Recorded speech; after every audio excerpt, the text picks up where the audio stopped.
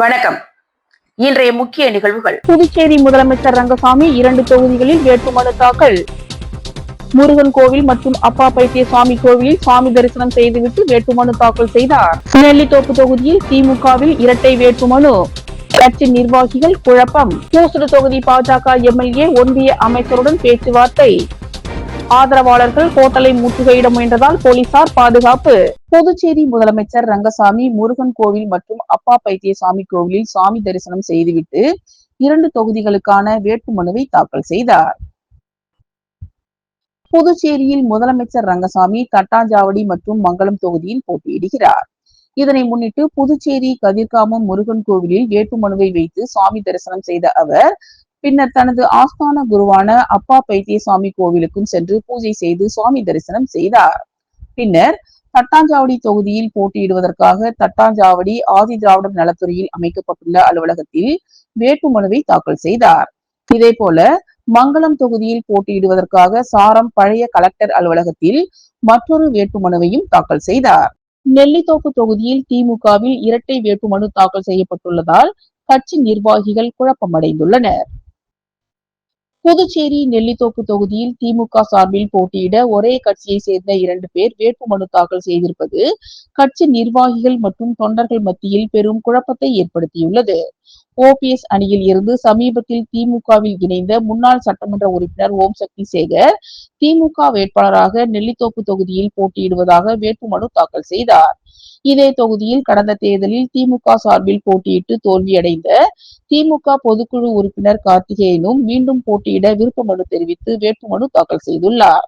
ஒரே தொகுதியில் திமுக சார்பில் 2 பேர் மனு தாக்கல் செய்திருப்பதால் அதிகாரப்பூர்வ வேட்பாளர் யார் என்ற கேள்வி எழுந்துள்ளது. இதனால் கட்சி நிர்வாகிகள் மற்றும் திமுக தொண்டர்கள் இடையே குழப்பம் நிலவுகிறது. கட்சி தலைமையகம் விரைவில் இறுதி முடிவை அறிவிக்கும் என எதிர்பார்க்கப்படுகிறது. புதுச்சேரியில் தேசிய ஜனநாயக கூட்டணி உறுதி செய்யப்பட்டதாக முதலமைச்சர் ரங்கசாமி தெரிவித்துள்ளார். புதுச்சேரி முதலமைச்சர் ரங்கசாமி செய்தியாளர்களிடம் கூறுகையில், புதிய கட்சியை கொண்டு வருவதால் கூட்டணி பலம் பெறும் என்று மத்திய உள்துறை அமைச்சர் அமித்ஷா அறிவுறுத்தினார் என்றும், அதனை ஏற்று வரும் தேர்தலிலும் இந்த கூட்டணி சார்பில் தேர்தலை சந்திக்க இருப்பதாகவும், இந்த கூட்டணி வெற்றி பெற்று ஆட்சி அமைக்கும் என்றும், இந்த கூட்டணி அமைந்தால்தான் புதுச்சேரியின் வளர்ச்சிக்கு சிறப்பாக இருக்கும் எனவும், தங்கள் கூட்டணியில் உள்ள அனைத்து கட்சி வேட்பு மனுக்களும் தாக்கல் செய்த பிறகு தேர்தல் பரப்புரை தொடங்கப்படும் என்றும் கூறினார். புதுச்சேரியில் தர்பூசணி பழம் கொடுத்து லட்சிய ஜனநாயக கட்சியின் நிறுவனர் ஜோஸ் சார்லஸ் மார்டின் வாக்குகளை சேகரித்தார். ஜோஸ் சார்லஸ் மார்டின் தலைமையிலான லட்சிய ஜனநாயக கட்சிக்கு தேர்தல் ஆணையம் தர்பூசணி சின்னத்தை ஒதுக்கியுள்ளது. இதனால் மகிழ்ச்சி அடைந்த அவர் புதுச்சேரியில் உள்ள அருள்மிகு ஸ்ரீபுத்து கருமாரியம்மன் ஆலயத்தில் தர்பூசணி பழத்தை வைத்து பூஜை செய்து சுவாமி தரிசனம் செய்தார். தொடர்ந்து காமராஜர் நகர் தொகுதிக்கு உட்பட்ட சுந்தரமூர்த்தி நகர், கவிக்குயில் நகர், முத்துரங்க செட்டியார் நகர் உள்ளிட்ட பகுதிகளில் ஜோஸ் சார்லஸ் மார்டின் தர்பூசணி பழங்களுடன் தீவிர பிரச்சாரம் மேற்கொண்டார். வீடு வீடாக சென்று வாக்கு சேகரித்த அவர் கட்சியின் தர்பூசணி சின்னத்தை மக்களிடையே அறிமுகப்படுத்தும் வகையில் அந்த பகுதி மக்களுக்கு தர்பூசணி பழங்களை வழங்கி வாக்கு சேகரித்தார். புதுச்சேரியில் தேசிய ஜனநாயக கூட்டணி இறுதி செய்யப்பட்டுள்ளதாகவும், தங்களது கூட்டணியில் பாஜக, NR காங்கிரஸ், அதிமுக, லட்சிய ஜனநாயக கட்சி இருப்பதாக மத்திய அமைச்சர் மன்சுக் மாண்டவியா தெரிவித்துள்ளார். புதுச்சேரியில் தேசிய ஜனநாயக கூட்டணி இறுதியான நிலையில் முதலமைச்சர் ரங்கசாமி மற்றும் மத்திய அமைச்சர் மன்சுக் மாண்டவியா ஆகியோர் சந்தித்து பேசினர். பின்னர் செய்தியாளர்களை சந்தித்த மத்திய அமைச்சர் மன்சுக் மாண்டவியா, புதுச்சேரியில் வரும் தேர்தலில் தேசிய ஜனநாயக கூட்டணியில் பாஜக, NR காங்கிரஸ், அதிமுக, லட்சிய ஜனநாயக கட்சி ஆகிய கட்சிகள் இணைந்து தேர்தலை சந்திப்பதாகவும், இதில் 16 இடங்கள் NR காங்கிரசுக்கும் 14 இடங்கள் பாஜகவுக்கும் ஒதுக்கப்பட்டுள்ளதாகவும், தங்களிடமிருந்து அதிமுக மற்றும் லட்சிய ஜனநாயக கட்சிக்கு இடங்கள் ஒதுக்கப்படும் என்றும் கூறினார். மேலும் தங்களது தேசிய ஜனநாயக கூட்டணிக்கு முதலமைச்சர் ரங்கசாமி தான் தலைமை வகிப்பார் எனவும் மத்திய அமைச்சர் மன்சுக் மாண்டவியா தெரிவித்தார். பூசுடு தொகுதி பாஜக எம்எல்ஏ ஒன்றிய அமைச்சருடன் பேச்சுவார்த்தையில் ஈடுபட்டுள்ள நிலையில் அவரது ஆதரவாளர்கள் அவர் தங்கியிருக்கும் ஹோட்டலை முற்றுகையிட முயன்றதால் போலீசார் பாதுகாப்பு பணியில் ஈடுபட்டுள்ளனர். புதுச்சேரி ஊசுடு தொகுதி பாஜக எம்எல்ஏவாக இருப்பவர் சாய் ஜெய் சரவணகுமார். இவருக்கு இந்த சட்டமன்ற தேர்தலில் சீட்டு இல்லை என்று கூறப்படுகிறது.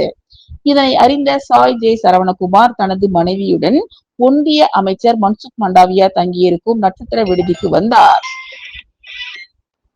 இதனை அறிந்த சாய் சரவணன் தனது மனைவியுடன் ஒன்றிய அமைச்சர் மன்சுக் மண்டாவியா தங்கியிருக்கும் நட்சத்திர விடுதிக்கு வந்தார். இது குறித்து தகவல் அறிந்தவுடன் அவரது ஆதரவாளர்கள் ஹோட்டலை முற்றுகையிட முயன்றனர். இதனையடுத்து வடக்கு பகுதி எஸ்பி வம்சி ரெட்டி தலைமையில் சுமார் 50க்கும் மேற்பட்ட போலீசார் குவிக்கப்பட்டு ஹோட்டலின் நுழைவாயிலை பூட்டி ஆதரவாளர்கள் உள்ளே வராமல் இருக்கும் பணியில் ஈடுபட்டிருக்கின்றனர். சாய் சரவணன் மற்றும் அவரது நெருங்கிய ஆதரவாளர்கள் மன்சுக் மண்டாவியாவிடம் பேசிக் கொண்டுள்ளனர். சிலிண்டர் மற்றும் எரிவாயு பிரச்சனையை முன்வைத்து லெனின் துரை வித்தியாசமாக பிரச்சாரம் மேற்கொண்டார். புதுச்சேரி காமராஜர் நகர் சட்டப்பேரவை தொகுதியில் சோசியலிஸ்ட் கம்யூனிஸ்ட் கட்சி சார்பில் போட்டியிடும் வழக்கறிஞர் லெனின் துரை பொதுமக்கள் எதிர்கொள்ளும் சிலிண்டர் மற்றும் எரிவாயு தட்டுப்பாடு பிரச்சனையை முன்வைத்து வித்தியாசமான முறையில் தனது வேட்புமனு தாக்கல் செய்ய உள்ளார். அதன்படி அவர் மாட்டு வண்டியில் தொகுதி முழுவதும் ஊர்வலமாக சென்று மக்களின் கவனத்தை ஈர்க்க திட்டமிட்டுள்ளார்.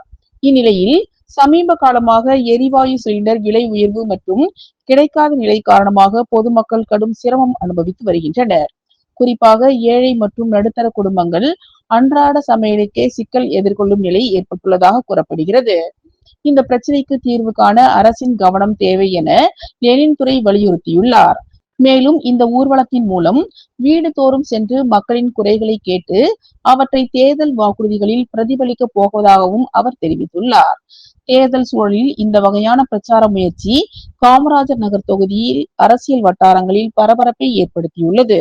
லாஸ்பேட்டை சட்டமன்ற தொகுதியை என்ஆர் காங்கிரஸ் கோட்டையாக மாற்றி காட்டுவேன் என்று லாஸ்பேட்டை தொகுதியில் போட்டியிடும் என்ஆர் காங்கிரஸ் வேட்பாளர் வி பி சிவக்கொழுந்து தெரிவித்துள்ளார். புதுச்சேரி லாஸ்பேட்டை சட்டமன்ற தொகுதியில் என்ஆர் காங்கிரஸ் கட்சி சார்பில் வேட்பாளராக முன்னாள் சபாநாயகர் வி பி சிவக்கொழுந்து அறிவிக்கப்பட்டார். இதனையடுத்து அவர் இன்று தனது ஆதரவாளர்களுடன் வேட்புமனுவை தாக்கல் செய்தார். முன்னதாக லாஸ்பேட்டை தொகுதிக்கு உட்பட்ட பெத்துச்செட்டிப்பேட்டையில் உள்ள சிவசுப்பிரமணியர் ஆலயத்தில் நடைபெற்ற சிறப்பு பூஜையில் அவர் கலந்து கொண்டார்.